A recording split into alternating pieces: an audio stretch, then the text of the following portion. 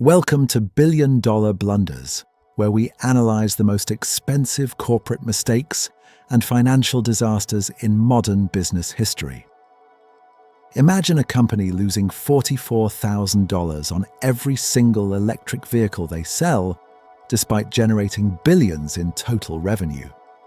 This is the reality for Ford Motor Company, an American icon now facing a financial bleeding that totals nearly $5 billion. The ambitious transition to electric vehicles was supposed to be the future, but it has quickly become a financial nightmare. Today, we dissect exactly how Ford found itself in this deep hole and the radical strategies they are using to escape. To understand this crisis, we must look beyond the headlines and dive deep into the engineering, economics, and strategic blunders. It is a story of price wars, technological hurdles, and a market that shifted much faster than this legacy giant anticipated. Ford is now rewriting its entire playbook, cancelling major projects and rethinking what it means to be an automaker today. But before we analyze the solution, we must understand the magnitude of the failure that cost shareholders billions of dollars. Let us travel back in time because, contrary to popular belief, Ford is not new to the world of electric vehicles. In the late 90s, Ford introduced the Ranger EV, a compliance car that used heavy lead-acid batteries and had limited range. It was an experiment, not a commitment, and most of these vehicles were eventually reclaimed and crushed by the company. They also invested in a Norwegian company to produce the Thient NK City, a tiny electric car that failed to gain traction. Then came the Focus Electric in 2011, a converted gas car that suffered from a compromised trunk and poor range. While Tesla was designing cars around batteries, Ford was stuffing batteries into gas cars, a fundamental engineering mistake they kept repeating. The industry dismissed Tesla, but Ford's leadership slowly realized that the electric revolution was not a fad, but a threat. Internal debates raged for years about whether to build a dedicated electric platform or continue modifying their existing internal combustion chassis. When Jim Farley took the helm, he decided to bet the farm on electrics, aiming to challenge Tesla for global dominance. He split the company into two distinct divisions: Ford Blue for gas engines and Ford Model E for the electric future. The launch of the Mustang Mach-E was a bold move, using their most iconic muscle car name for an electric crossover. Purists were outraged, but the strategy worked initially, attracting new customers who had never considered buying a Ford vehicle before. Then came the F-150 Lightning, the electric version of America's best-selling truck, promising to revolutionize the job site forever. Demand was explosive, with hundreds of thousands of reservations flooding in, making Ford look like the true winner of the race. However, dealerships began marking up prices aggressively, killing the momentum and frustrating loyal customers who wanted to go electric. Behind the scenes, production hell was setting in, with supply chain constraints making it impossible to build enough trucks quickly.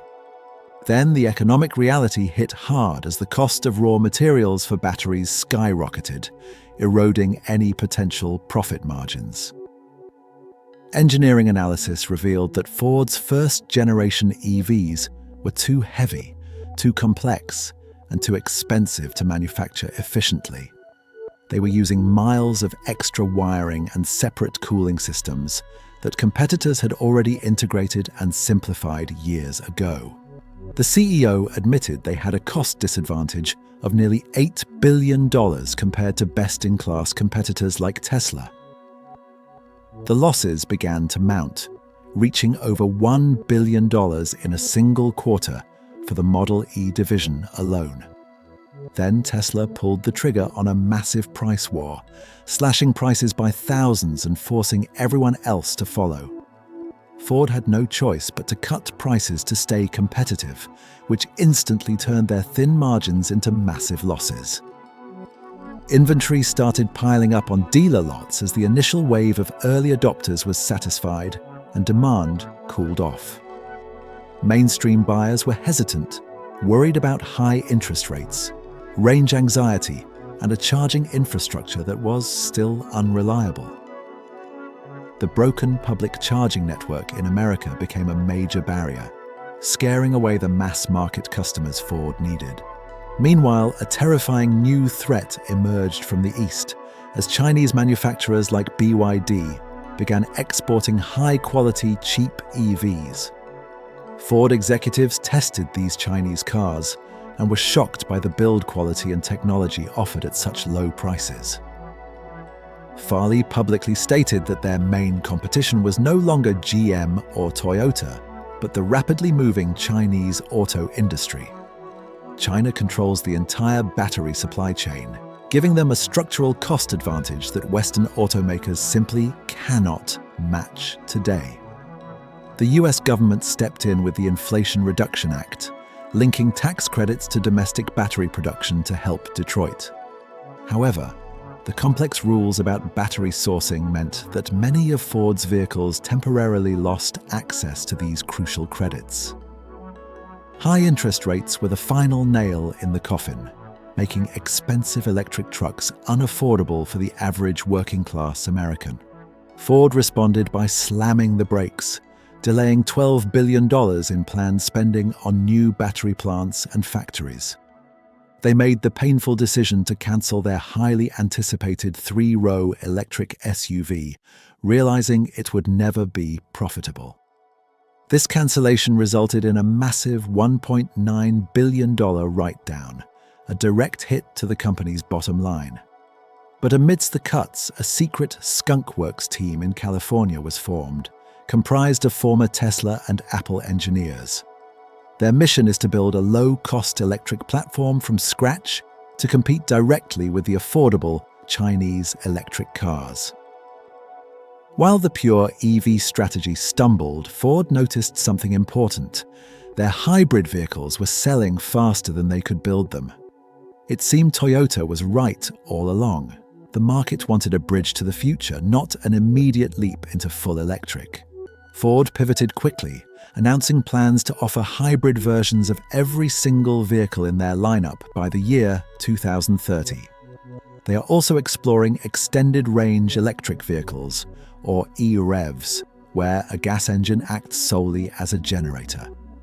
This technology offers the electric driving experience without the range anxiety, a perfect solution for American drivers with long commutes.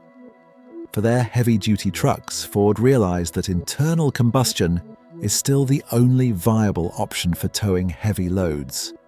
The profits from their traditional gas trucks are now subsidizing the losses of the electric division, keeping the company afloat.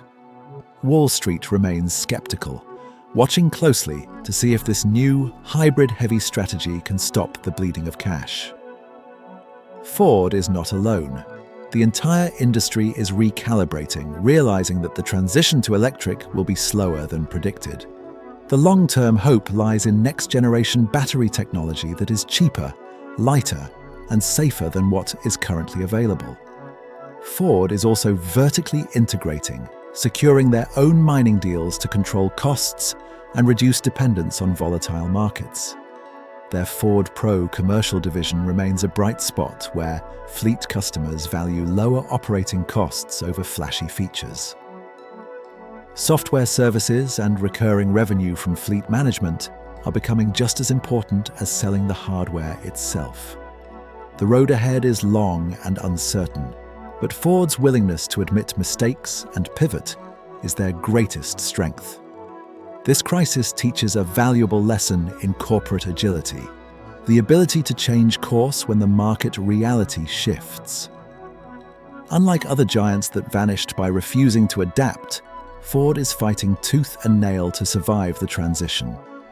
Henry Ford once revolutionized transportation with the Model T.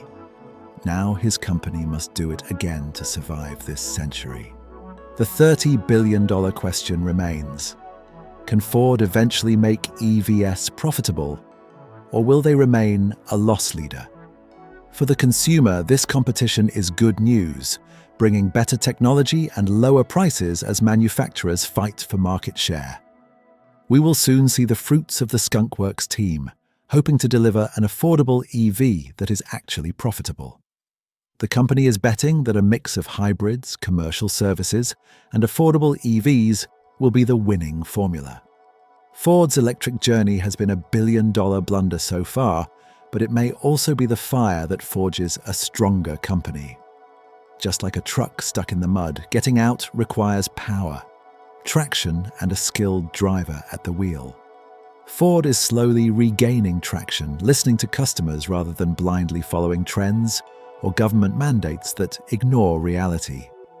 Humility is a hard lesson for a legacy automaker, but admitting that Tesla did it better was the first step.